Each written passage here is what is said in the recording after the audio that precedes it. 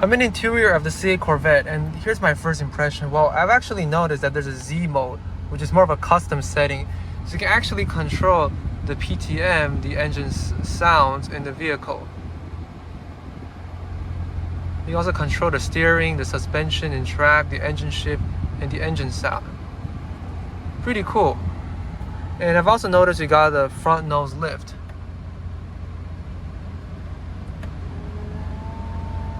Vehicle's actually raising. You have your parking brake right over here. Information for your head-up display.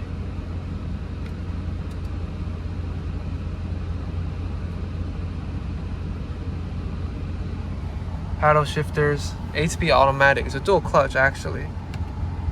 You have a heated steering wheel, which is rare in the supercar. You can also get a carbon fiber steering wheel too. And you have your favorite buttons right over here and your volume buttons right over here, which is very interesting. Yes, you do have wireless CarPlay. And I want to show you the drive mode selector. So check it out. We can go to track mode. Sport, even have track settings. So let me show you the most insane extreme mode. Yeah. 14 speaker performance Bose audio system.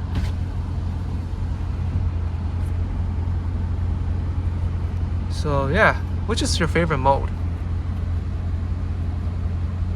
Sport, Tour. I personally prefer the Tour mode. And I also know you have a digital rearview mirror. I want to show you the sunshade situation. You see the C8 Corvette? It's basically the clone. This is the 8th generation Corvette, the first mid-engine Corvette. And what's nice is that you can actually extend the sunshade. Homely garage door.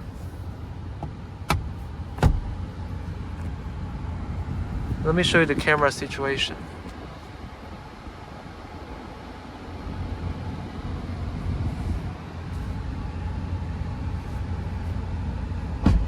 There's no mechanical grab handle, so you actually have to pull on it.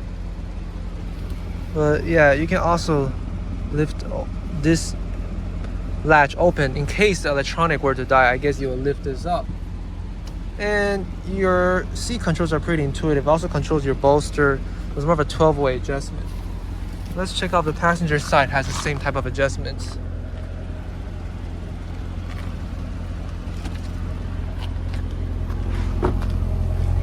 This is what the car looks like from the outside. Truly an iconic design.